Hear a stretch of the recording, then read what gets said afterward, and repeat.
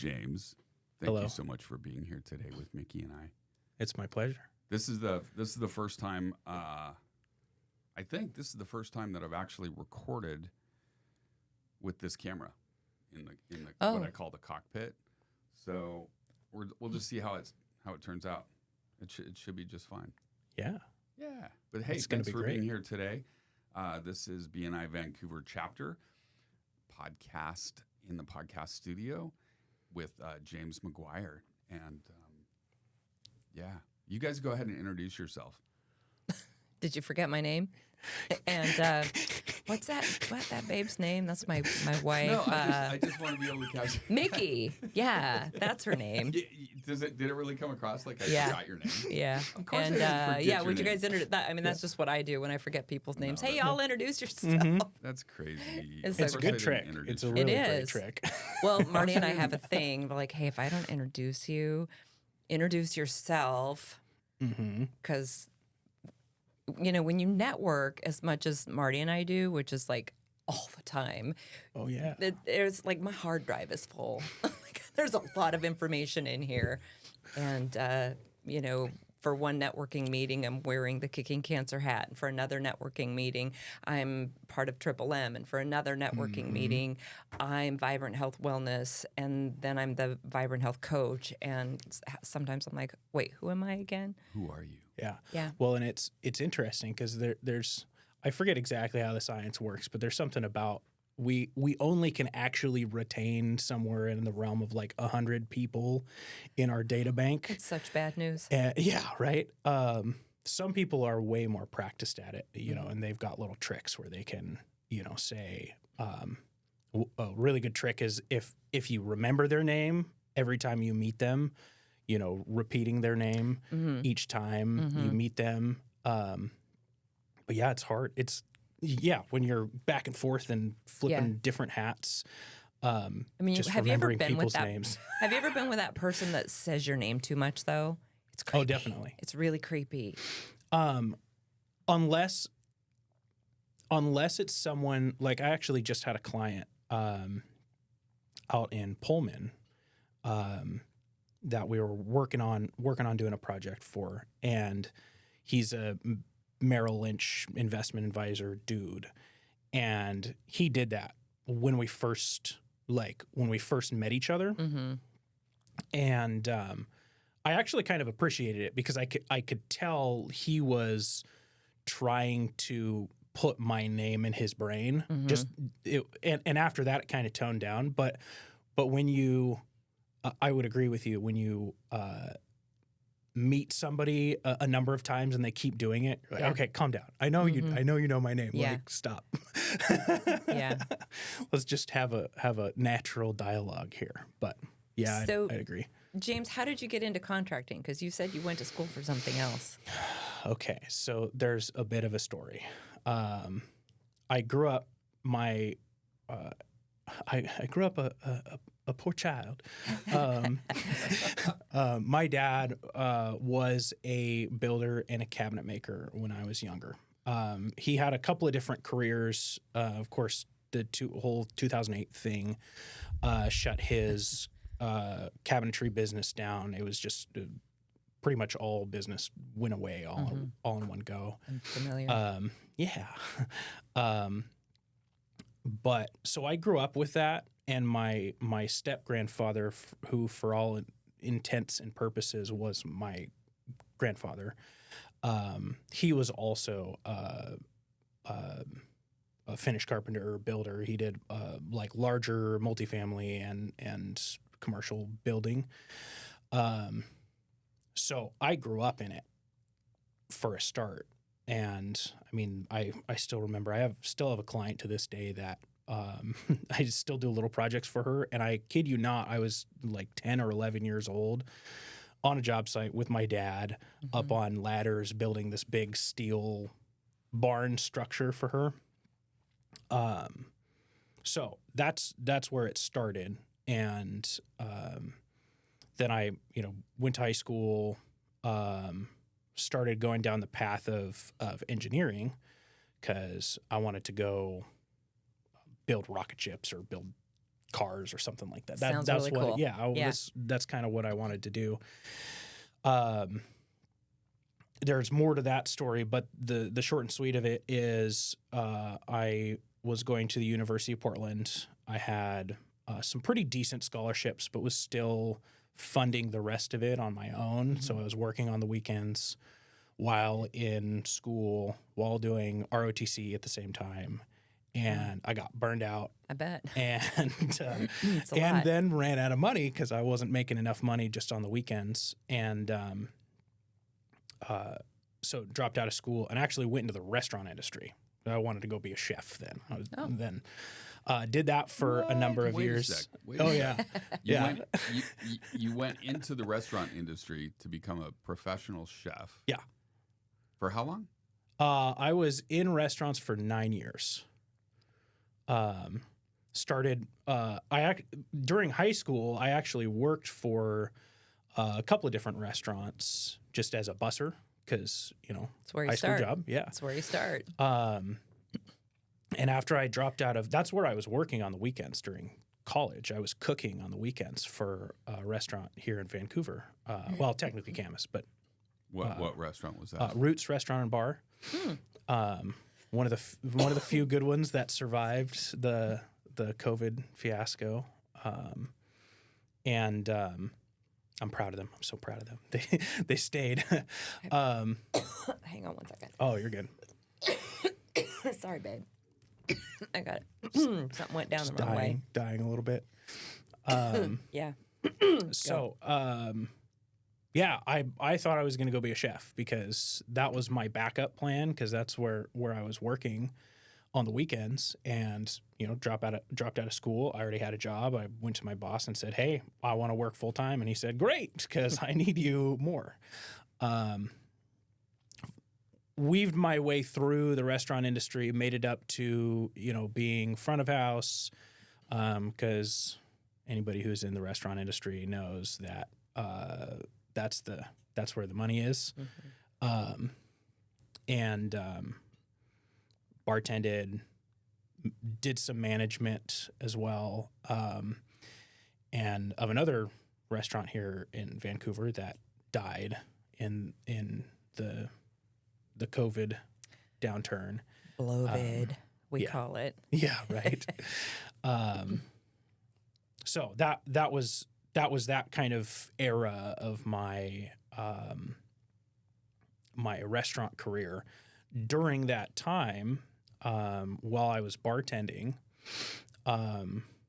my dad, who had shifted to doing more like construction projects, not cabinetry, but actual construction projects, started kind of slowing down. His when you live and breathe construction your entire life, it tends to break your body. And he had some pretty substantial joint problems. So he asked me to start helping him out with some stuff. And so I did, and I started kind of taking over some projects with him and then started branching on my own projects and started, building a client base. And growing up as a carpenter, I started building decks and outdoor structures and doing small interior renovations and things like that. And built that repertoire up. And good friend of mine from high school, best friend, he was the best man at my wedding. He and I got together and we said, "Hey, let's take our skills and put them together." He was in large-scale commercial construction, and let's start building a company where we take houses, derelicts or fixer-uppers, and turn them into rental properties and build a long-term investment portfolio and build a business. Smart. Well, we were working on that in the end of 2019, and we started our business beginning of 2020 Well, then COVID happened, and we had already started the company, and we're like, there's no way we're gonna, invest, hundreds of thousands of dollars into and leverage our incomes, because I was like, I don't know if I'm gonna have a job. And he was like, I don't know if I'm going to have a job.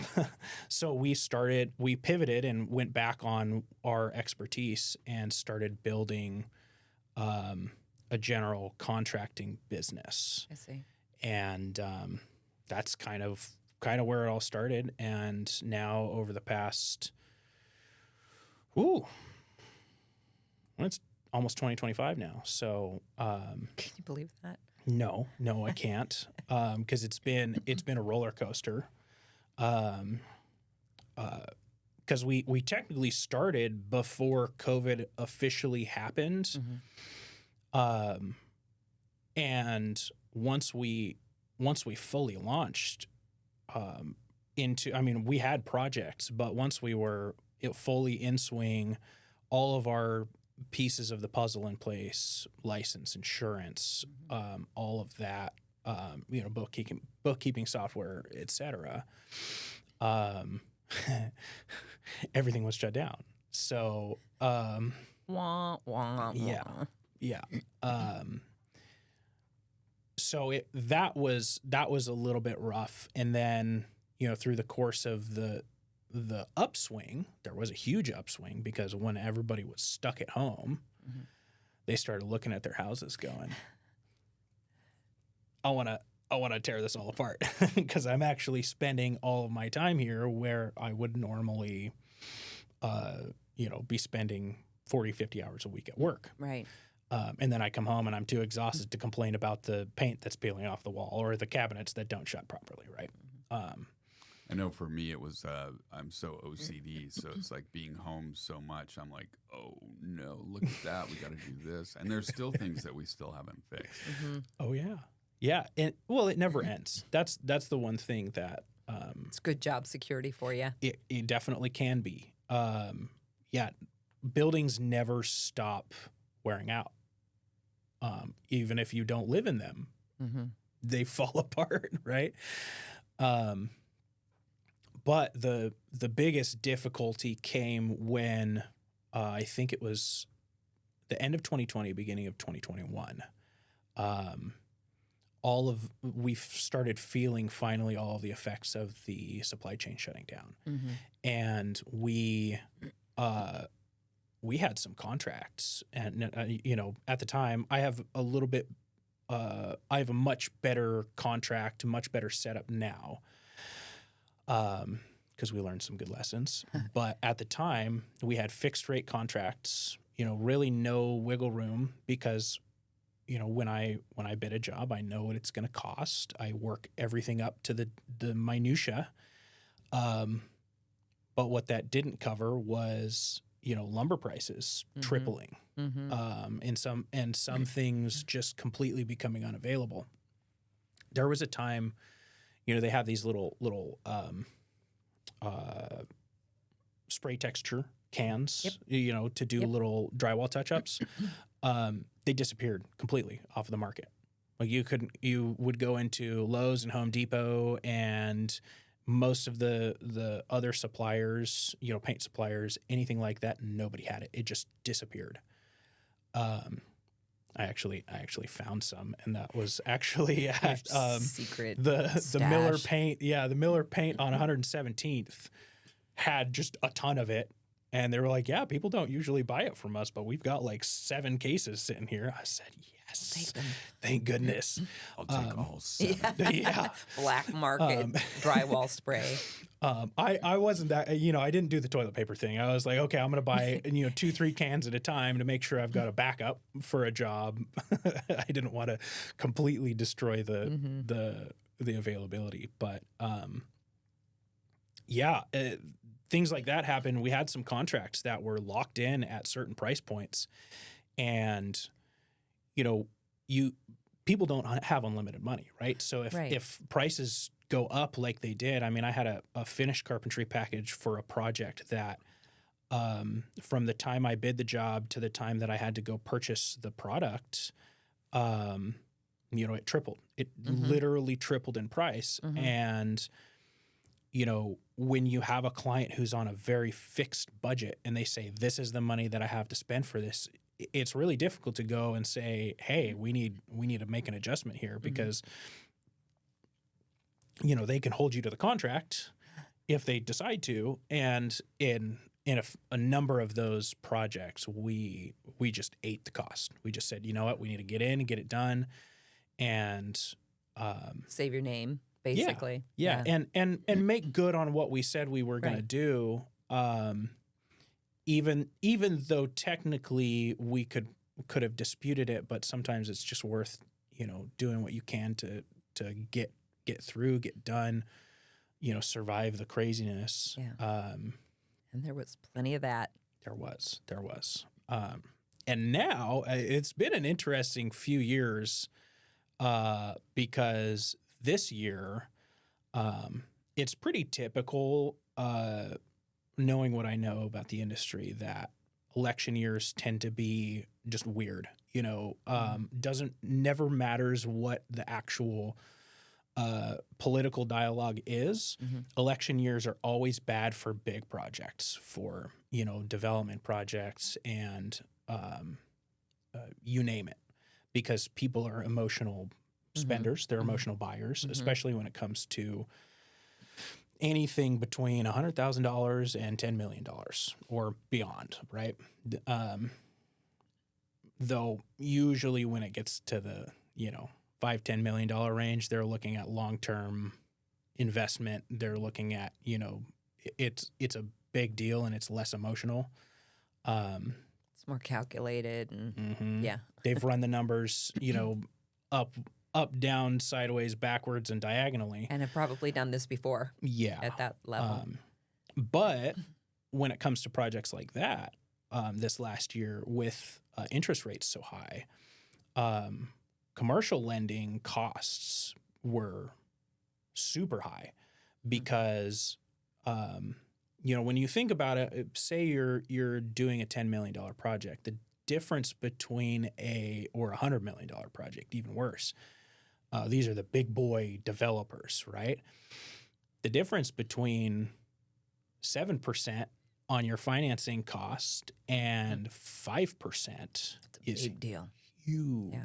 That's a huge number.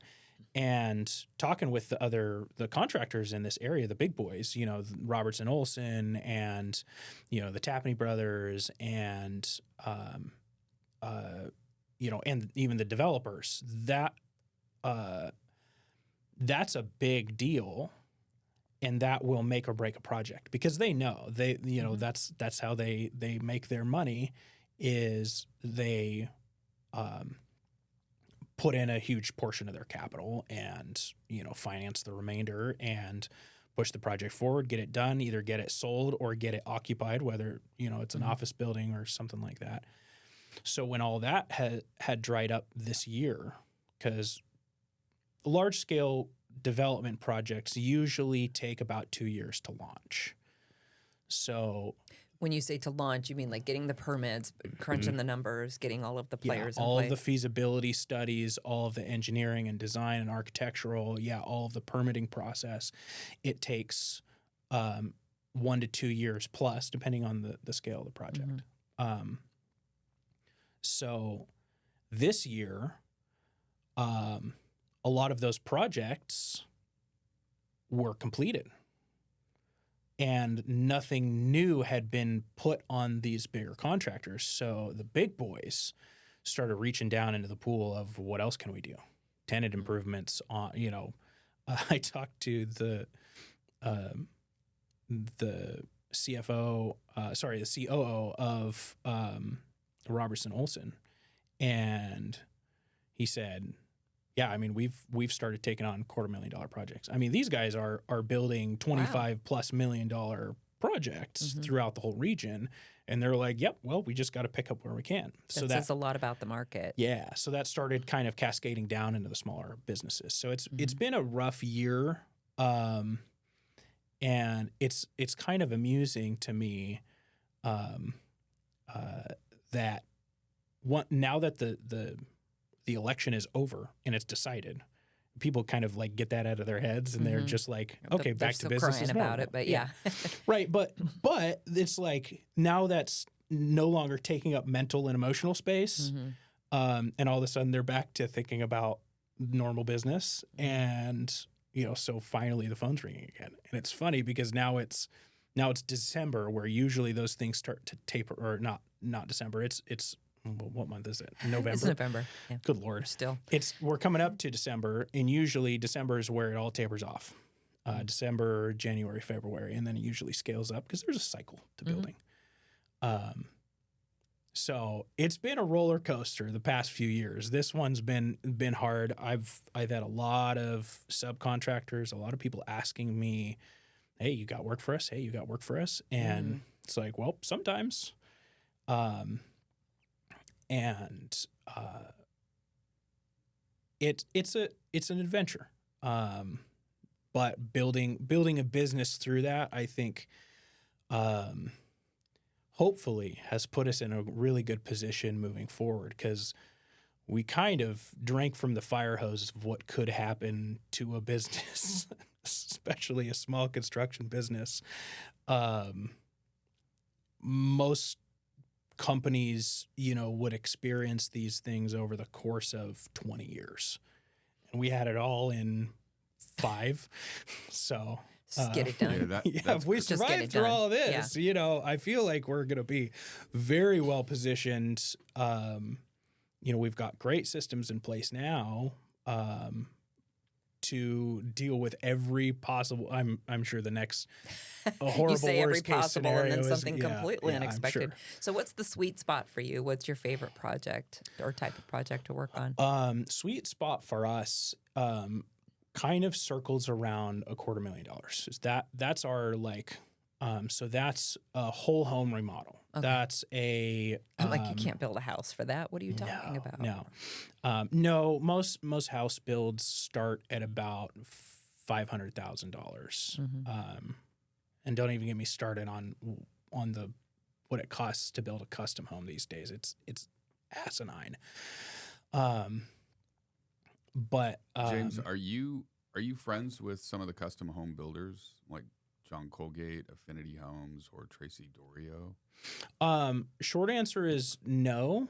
I haven't been in that world much, because there's kind of separations in my industry for there's builders, there's custom builders, and then there's development builders, and then you kind of have your we're like what you would call like a custom GC, where we do anything and everything across the board,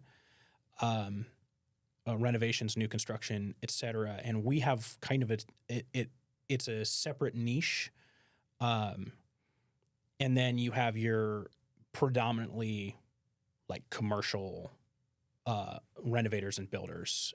Guys like RSV, guys like Robertson Olson, guys.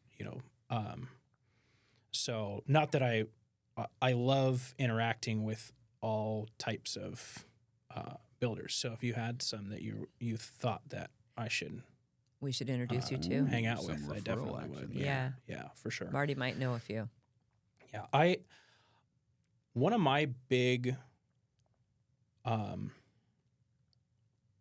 I guess, goals that I've established for myself and for my business is, when I came back into the construction industry after growing up in it, and then stepping away and coming back, I noticed that it's very fractured.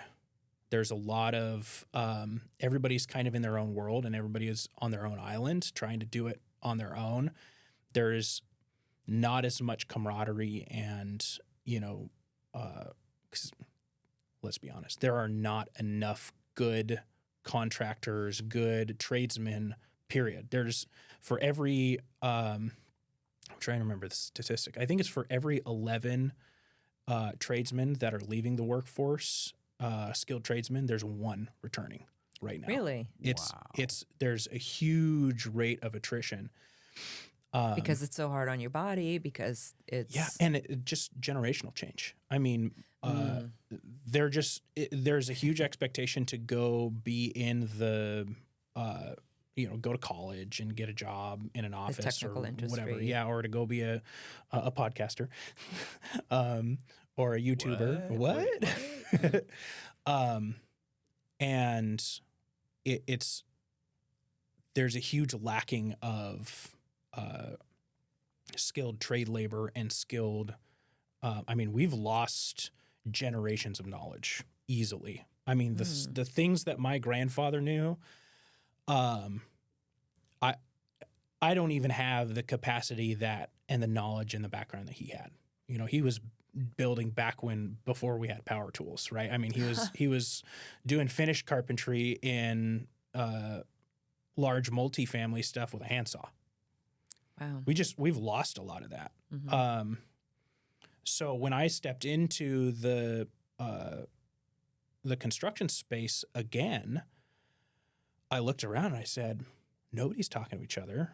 You know, there's a lot of shysters out there who are taking advantage of people. There's a lot of people who don't understand enough about how to run a business, because you might be skilled as a tradesman. You might be able to go lay tile. You might be the most phenomenal tile guy this world has ever seen. But do you know how to run books? Do you know how to, manage your cash flow? Do you know how to, manage employees and HR and all of this stuff? Do you know how to manage clients?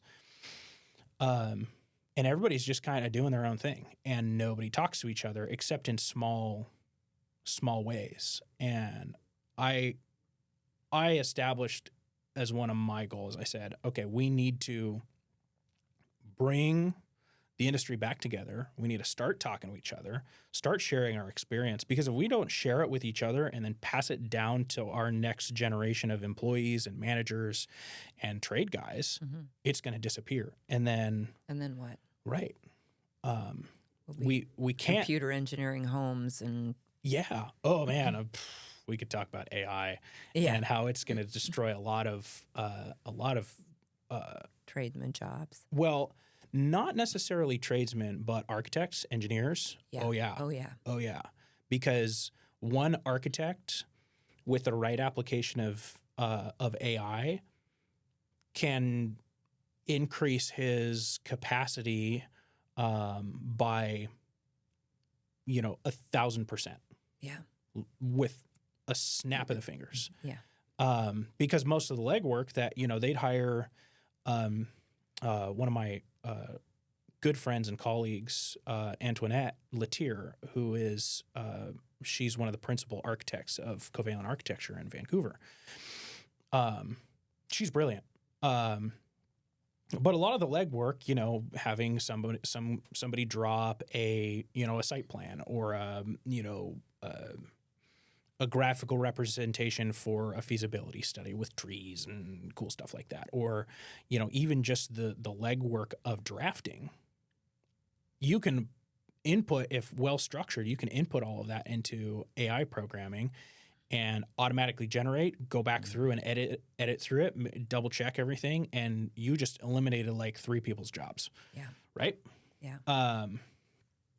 It will, now we're not there yet, but we're getting there. AI is increasing. Growing faster, hundreds of times faster than even the computer industry ever did. It's kind of terrifying, but it's also exciting depending on which side of the spectrum that you're up. I feel like you're either going to learn to use it and benefit from it, or you're really going to struggle. Oh yeah. I just utilize AI. I've been learning with lots of different programs, and I just utilized AI over the weekends and even this morning with helping with my editing. So now I can. I'm even meeting with some people later today that are in the digital media department at Clark College to find kind of a paid intern to be able to help out with some editing. But what I'm utilizing and learning is just blowing me away with the amount of time that it's saving me to be able to work on my business. Because for me, I got to work on sales. I have to bring in new clients. And a lot of times that's the bottleneck for me is editing all the projects. Right. And if I don't utilize AI to help with that, then I'm just going to get lost in the shuffle. Well, it's really good that you brought that up because as a business owner, that oftentimes is the bottleneck, especially if your business is between, $200,000 and $10 million. There's usually one person or a couple of people that are the business. You know what I mean? It's funny because Daniel talks about that pretty frequently in the BNI meetings because, how do you find the person to replace that? Because that person is the core. Right. And the bottleneck for that person is often building relationships and networking and making sales, even though they're usually one of the highest skilled and most capable people in that organization. So understanding how to utilize those artificial intelligence capabilities is going to be massive because, like, for me, if I had an AI program that could do my material takeoffs and, read my plans and export a breakdown of all of that, labor cost, approximated labor cost and things like that, if I input certain parameters, and then could generate a proposal and pre-write my contract off of that, it would save me hundreds of thousands of dollars a year, immediately. Right.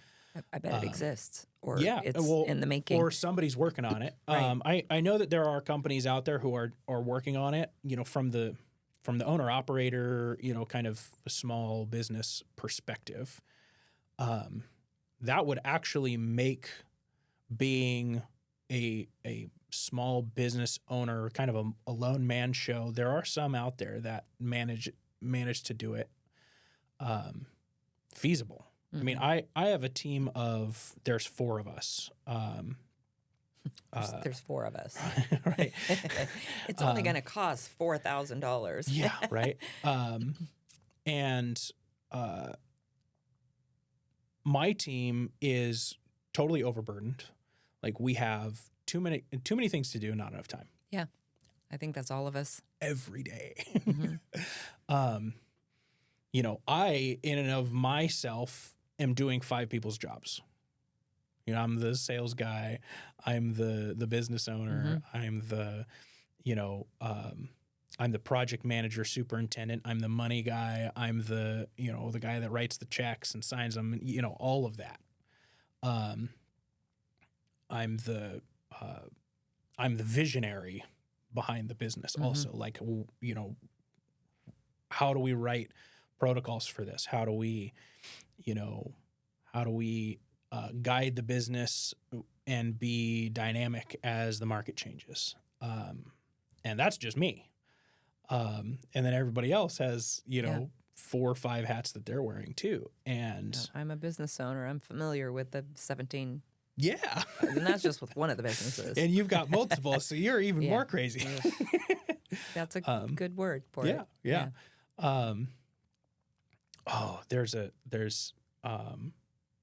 There's definitely a special kind of what's the word? Crazy? Yeah, special kind of crazy, but a special kind of like enjoying a certain amount of pain or stress. I don't know. There's a way that I've heard it phrased before, but that it takes to be an entrepreneur, to be a business owner. It's on a. I look at myself in the mirror, and or my wife will look at me and be like, "You're nuts. You're absolutely nuts. Yeah. Why do you do this?" I don't know, because now I do it, and I can't imagine doing anything else because it's so challenging and so satisfying, also so like painful when you lose. But when you do win, when you do succeed, it's way beyond. I mean, you couldn't get that from just showing up to a job. So speaking of doing other things, other than going or wanting to become a professional chef, let's talk about when you first walked in. Mikki didn't hear this, but you had mentioned that you were in theater and a singer. And so let's go there, James. Let's talk about your past. I've done a lot of things. And you're what, 30? Yeah. Okay. I think.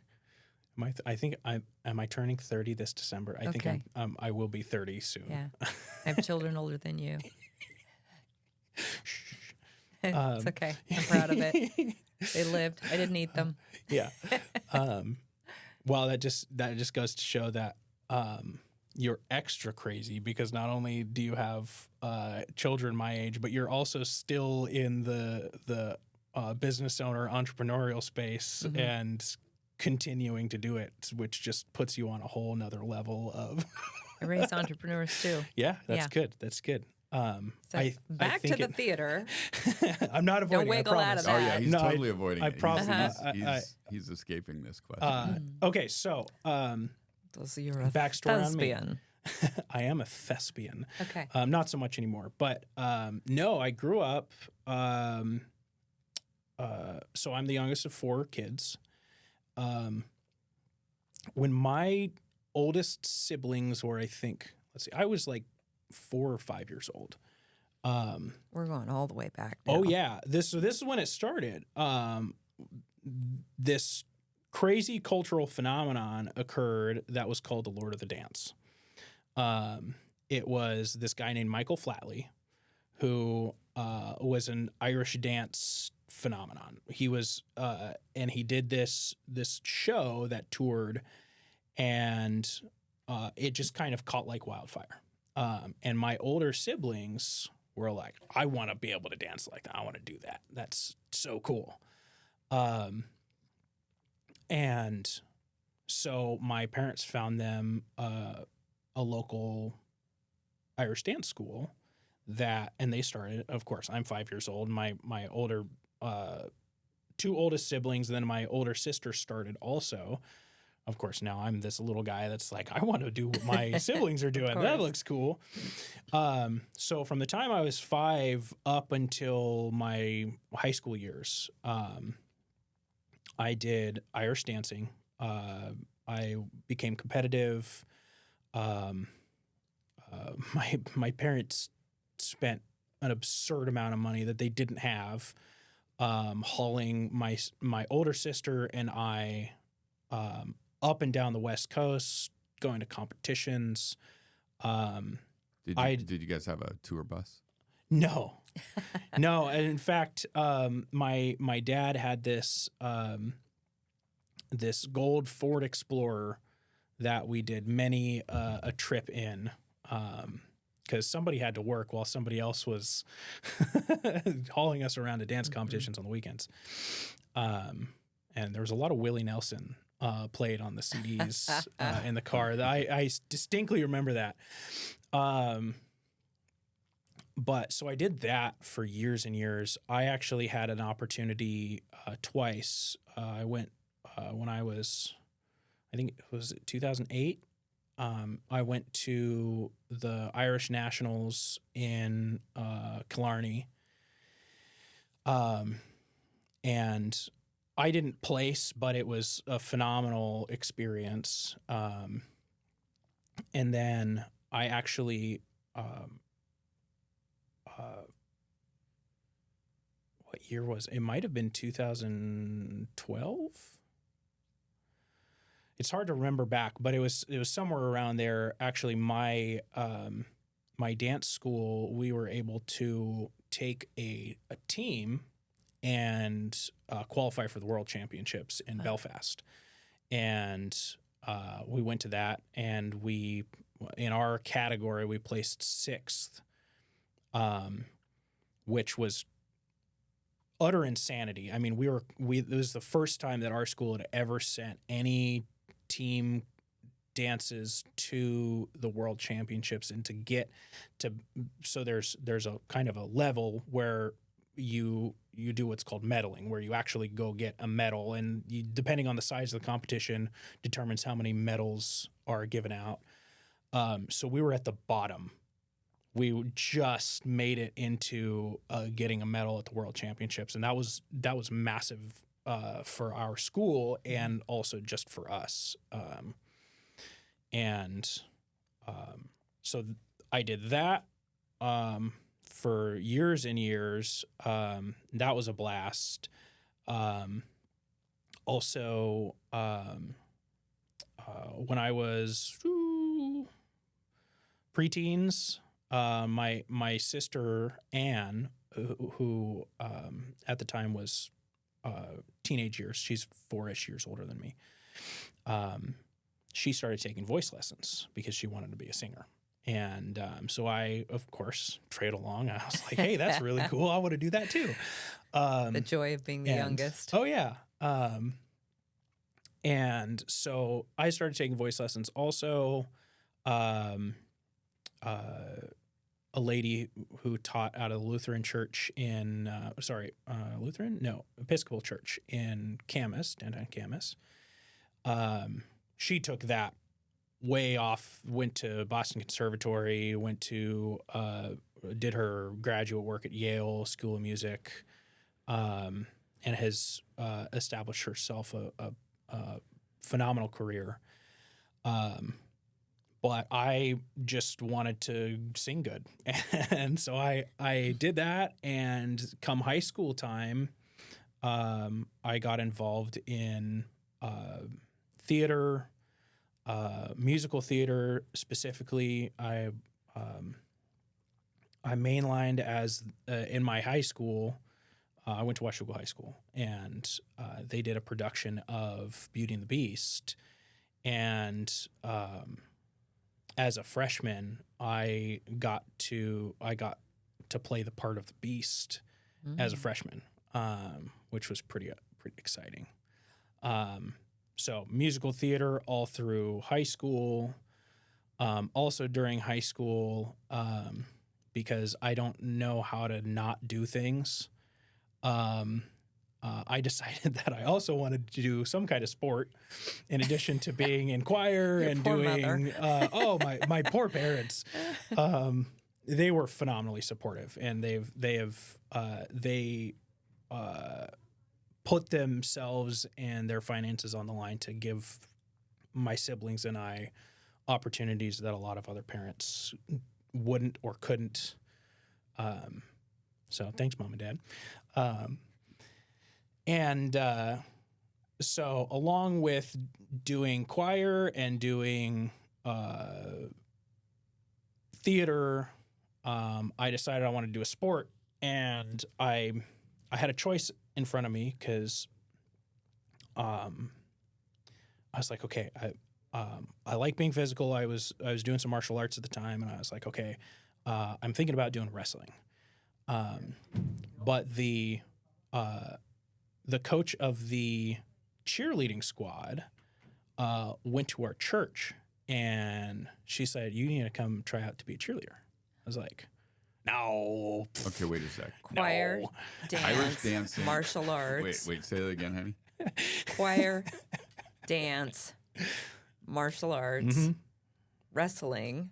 Yeah. And now we're going into cheer. Right. So my choice was between wrestling and cheer because they were during the same. I'm sorry, the I shouldn't same laugh time. at that, but it's like they're kind of opposite They're ends of the spectrum. completely opposite ends of the spectrum. And I thought to myself, and I said, okay, do I want to, wrestle with sweaty men on the mat, or do I want to hang out with all the pretty girls?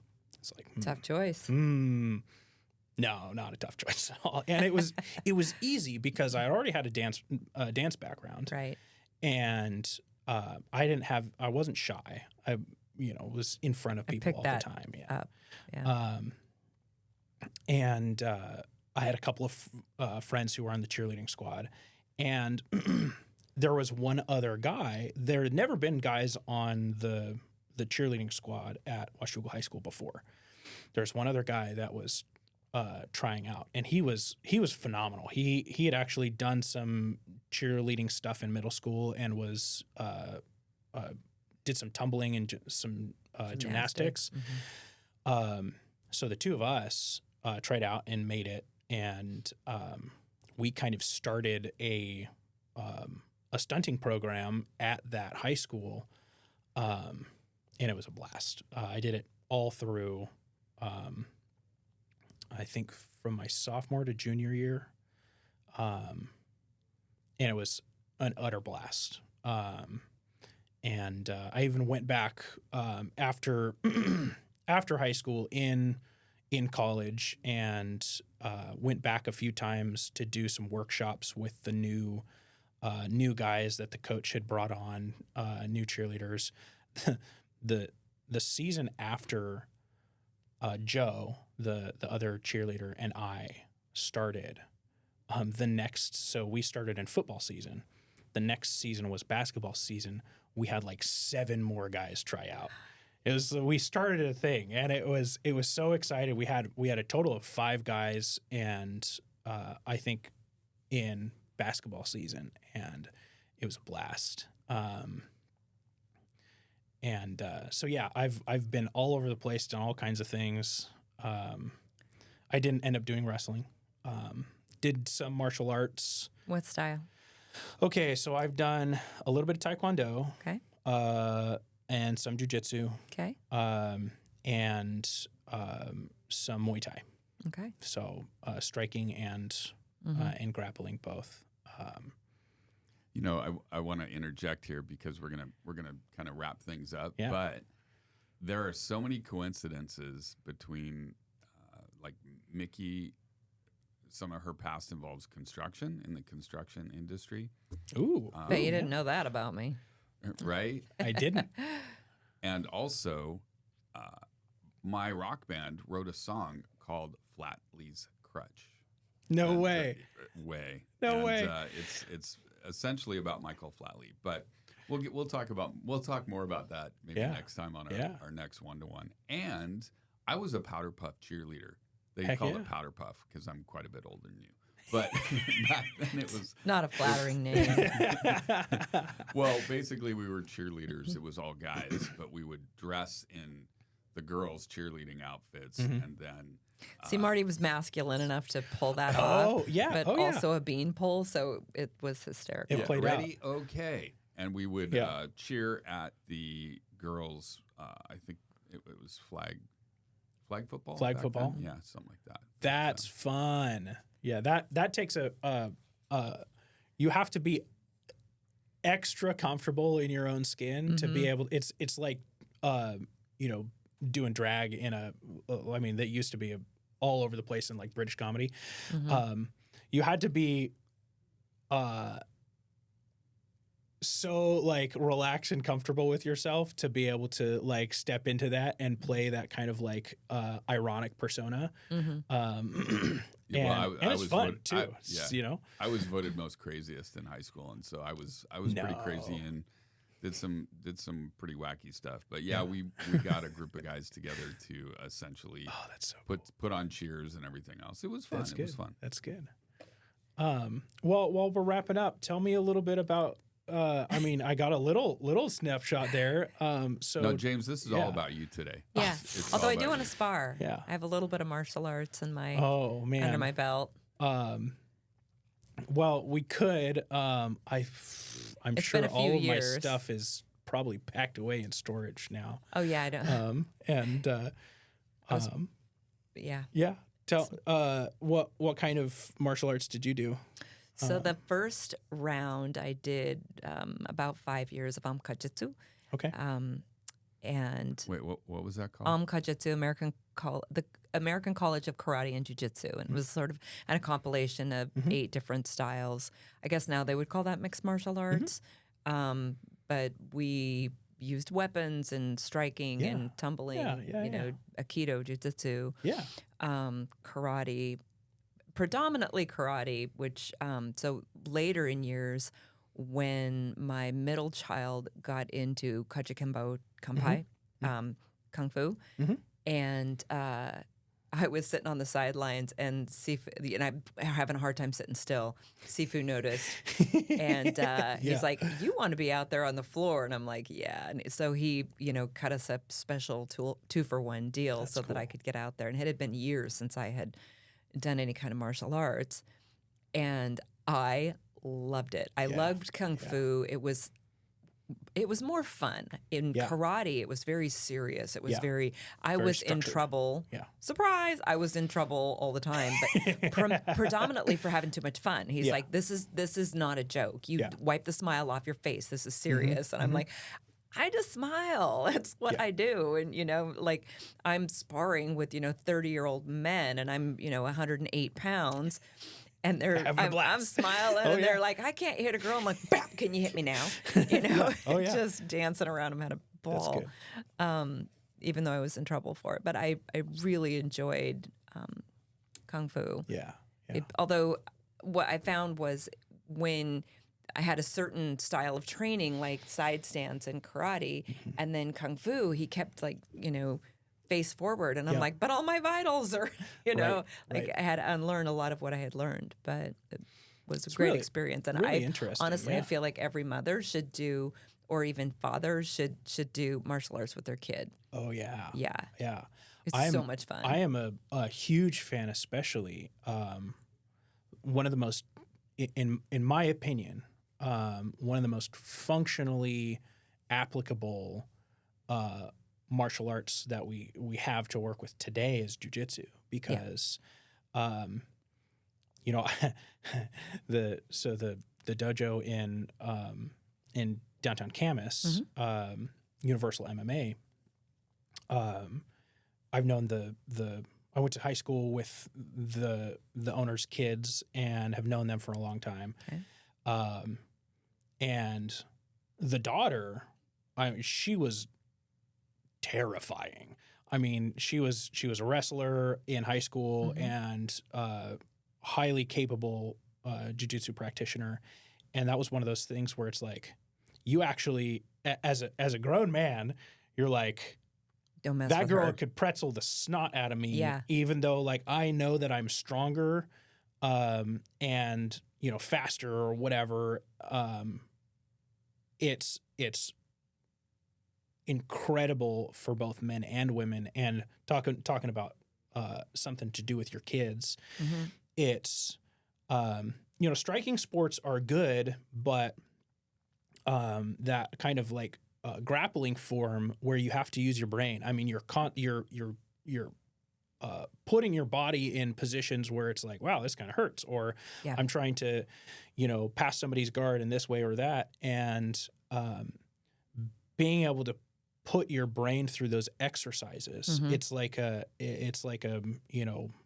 multivariable chess game with your body involved, and but I feel like it also builds confidence in a way that there's just nothing else that can. And when I was in the martial arts, they taught that 30 seconds, most fights wind up on the ground. So everything that works standing up works on the ground. But if you haven't done that, you completely freeze up. Grappling was one of my all-time favorites. Like they would pair me with a dude your side, and they're chuckling, thinking they're gonna, I'm gonna squish this little bug. And I was like, pin them, just completely. But in our style, anything goes. In grappling, anything goes. So I might have my thumb in your eye. But it was it was a form of self-defense that carried me, because it gave me a certain amount of confidence that I just never had growing up. And I feel like especially women should have some form of that knowledge, especially this day and age. Lesson number one, don't put yourself in the position to use this knowledge ever. And stay away. The most valuable information is really awareness. And then the confidence that really keeps you out of those situations, because when you're holding yourself, like, you could really do some damage, that people sense that, and they do. Don't mess with you. Exactly. And like you said, you're more aware of your surroundings, because you've already trained your brain to think about things from that perspective. what do I do if somebody comes up on me and surprises me, tries to mug me, tries to take my stuff, tries to take my kid? Mm-hmm. You're already thinking down those lines of what do I do? Mm-hmm. So, and then with that, you're using your brain rather than your emotions to respond in that situation. And I agree. Like, I think everyone should have some type of physical martial arts training, because it puts you through those exercises. How do you manage your emotions? Every time one of those crazy things happens, you get this huge adrenaline dump, right? Mm-hmm. And if you don't know how to function with that, your body just goes haywire, right? But if you have that, that practice instilled in you, then you still get the adrenaline dump, but then you're still thinking cognitively. You're still responding with thought rather than reactiveness. I think there's a lot to be said also for like the discipline, which I think a lot of the younger generation lacks because they haven't done things like that. Mm-hmm. But the ability to get back up. Mm-hmm. Because when you're sparring, at least when I was sparring, back in the day, like it was hard. Like I had a bruise on my shin one time that went clear to the other side of my leg. Like we sparred, and I'm sparring with grown men, as the little teeny blunt thing. But it taught me that I could do hard things, that I could face, this insurmountable, burly, person.